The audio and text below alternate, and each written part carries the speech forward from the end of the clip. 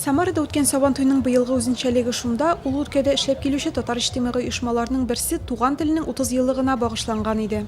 Татар халкының активларын, интеллигентларын, эшмәкәрләрен, госслужбада эшләгәннән башта берләштергән ул нәрсә өчен?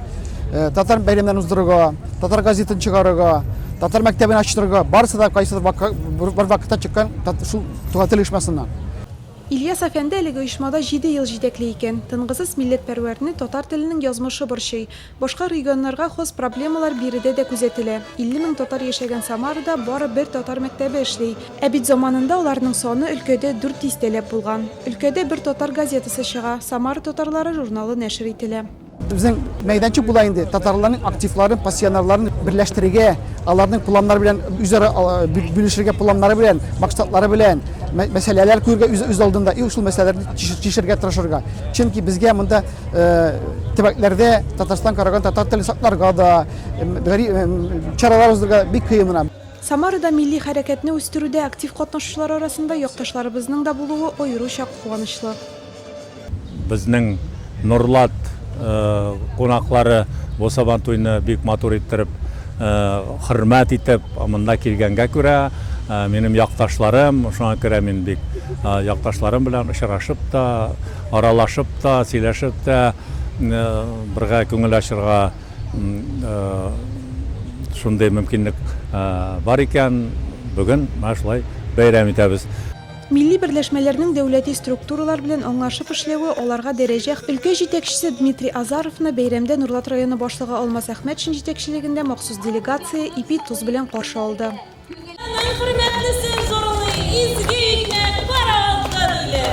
Дмитрий Азаров Сабан туйда берләшмәне юбилее белән котлады. Милли хәрәкәт активистларына бүләкләр тапшырды. Мы первыми в нашей стране восстановили празднование Сабантуя в городе Самаре. И сейчас этот праздник имеет общегородское значение. Хочу поприветствовать наших дорогих гостей, наших соседей, наших друзей и братьев из Татарстана.